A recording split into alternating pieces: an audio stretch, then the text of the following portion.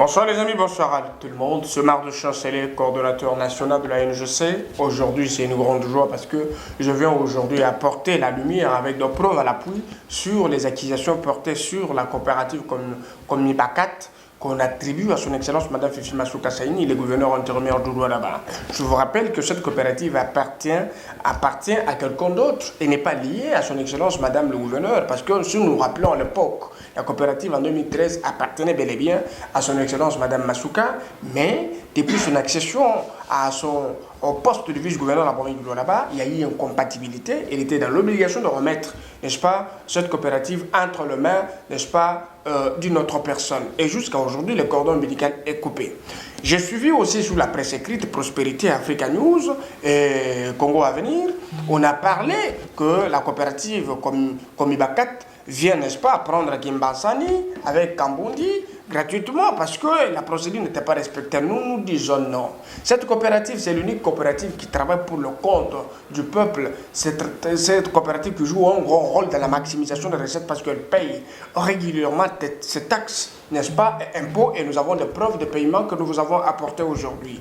Comme l'occasion faisant le larron, nous voulons appeler toute la population du Lualaba, la population congolaise en général, que la République démocratique du Congo, la province du Lualaba en particulier, est victime d'une campagne de diabolisation des parts en groupe d'individus qui cherchent comment est-ce qu'ils peuvent devenir gouverneurs. Mais ils ont emprunté le mauvais chemin, c'est celui d'emprunter le mensonge, venir le vendre sur les réseaux sociaux et pour faire croire aux gens que la province n'était pas bien gérée. Je voudrais vous dire ceci. Nous avons le document de l'Assemblée générale extraordinaire tenu en 2013 et qui a remis entre les mains de quelqu'un d'autre la gestion de la coopérative Komibakat. Et qu'est-ce que Komibakat a joué comme bon rôle? Cette coopérative a hérité, n'est-ce pas, occupé officiellement et selon la procédure des prescrits de la loi, n'est-ce pas, la carrière Kimbansani et Kambundi. Ici, nous avons la preuve de paiement, n'est-ce pas, que cette coopérative a fait la différence. Elle a payé, avant même l'exécution de travaux au mois d'avril où nous sommes, cette coopérative a payé 500 000 $ à l'ordre de paiement, n'est-ce pas, à la banque, au numéro PA 050 11 553. Et puis c'est ça, on a payé ici 500 000 $ dans la caisse de l'État et la province est bénéficiaire. Là, à l'époque, la coopérative n'avait pas encore commencé le travail.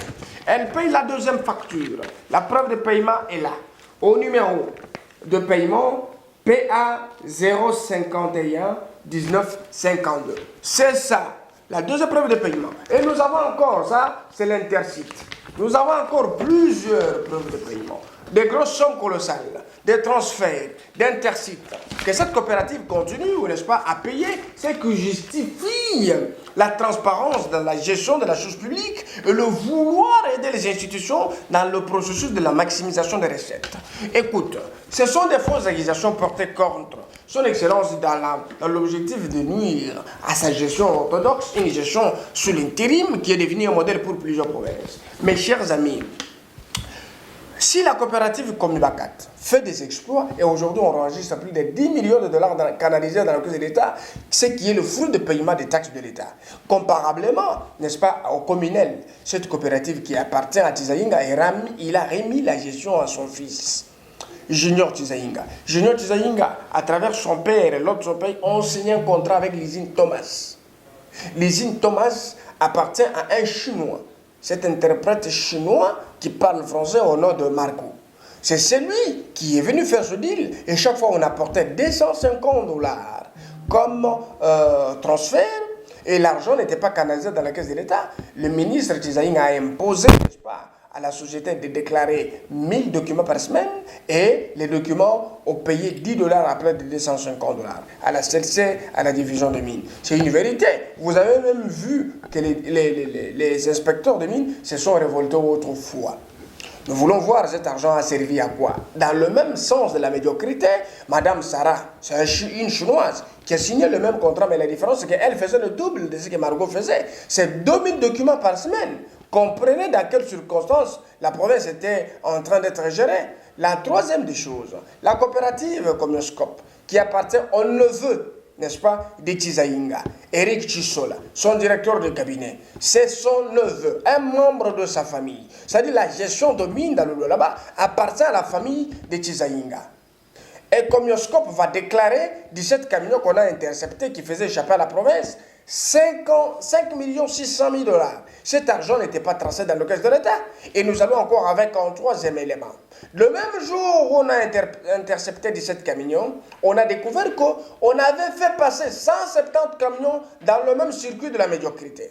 Et nous n'avons pas compris pourquoi est-ce que cette histoire était acceptée. Et les soi-disant journalistes d'investigation n'ont rien dit. Ce sont les mensonges qui construisent une campagne de diabolisation contre son Excellence Mme Fifi Masuka Saini, celle qui travaille dans l'ombre de la vision du chef de l'État Félix Tshisekedi. Je parle de pont bascule. Le pont bascule géré pendant 4 ans, on ne connaît pas la couleur, n'est-ce pas, de la quittance qui était vendue. On a demandé à l'UGF de pouvoir enquêter sur la gestion des ponts bascules par Kakomo et Godin, Kakomo Prince, le membre de la famille Ngo de Tizaïnga. On ne peut pas accepter que la vérité soit étouffée pour nous brandir le mensonge. C'est ça le preuve de paiement de la Comibacat, cette coopérative qui fait la différence et qui joue un grand rôle pour le compte de l'État. Et nous voulons qu'on nous apporte aussi des preuves de paiement, n'est-ce pas, de ces coopératives, parce que nous avons aujourd'hui un document qui atteste qu'en 2017, vous avez la Fédération des coopératives minières du Congo. Au numéro 07/06 CAB de novembre 2014. Cette lettre a été écrite le 15 décembre 2017, adressée au gouverneur Mouyège, le plus grand détourneur de tout le fonds. Et ici, on décrit une injustice. On a pris toutes les carrières, on a remis à des coopératives, n'est-ce pas, tribales, qui appartiendraient à Tizaïnga, à Mouyège, à un membre de sa famille. C'est ça, nous avons des documents. On a repris ici. C'est un document officiel. Et ici à Kinshasa, les autorités sont même au courant. C'est pour vous dire qu'il y a même l'exploitation de l'uranium. Tizaïnga est cité dans l'exploitation de l'uranium. C'est un dossier très sensible. S'il m'énerve, je vais sortir des photos. De là où tu as mis des engins pour exploiter l'uranium, M. Tizaïnga. Alors les Congolais, les Lualabé, soyez très sereins, soutenez votre autorité provinciale, son Excellence Mme Fifi Masuka Saini, dans tout ce qu'elle est en train d'abattre comme travail de vérité pour votre salut.